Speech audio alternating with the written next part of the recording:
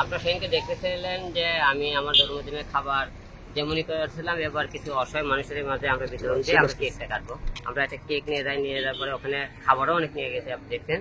এই কেকটা নিয়ে যায় আমরা কাটার একটু আগে যে একদল মনে করে হই হাল্লা করে মনে করে কেকের উপরে এমন একটা হামলা করলো, তারা নিজেরা কেক কাটার আগে তারা মনে করে ওখানে কেক যার মনে তাই ইচ্ছে করে লুটপুট করে খাইয়ে দিল।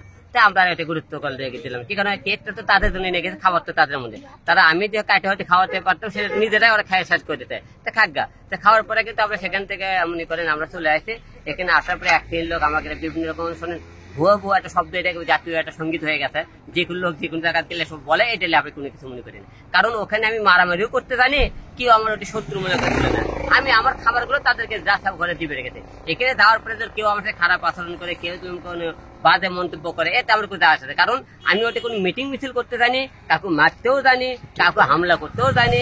আমি খাবার মানুষকে বিলে দেবে রেখেছে, ওই জায়গায় যাওয়ার পরে তারা ইচ্ছে মধ্যে খেয়ে নিতে। এটা আমার কোনো রাগ অভিমান নাই যে আমার উপর কেউ দিলে মনে করে শত্রুর মুখে হামলাও করা, সে মনে করেন টার্গেট করে থাকে, তাদের একান্ত ব্যক্তিগত বিষয়।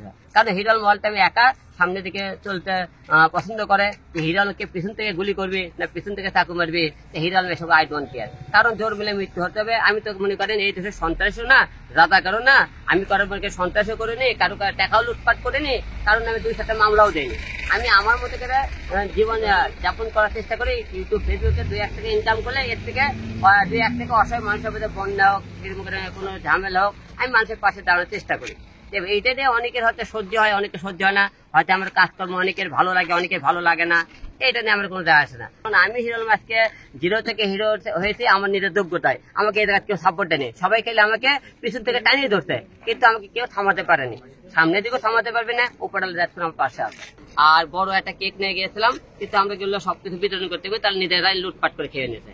দেখ এই খাবারটা তাদের মতন দিতাম, খাবার তো বাইরে সব সন্ত্রাসী আছে লুটপাট করেনি, যারা অসহায় ছেলে পেলে ছিল তারাই লুটপাট করে খাইছে, থাকে দিলে কোনো সমস্যা ছিল না।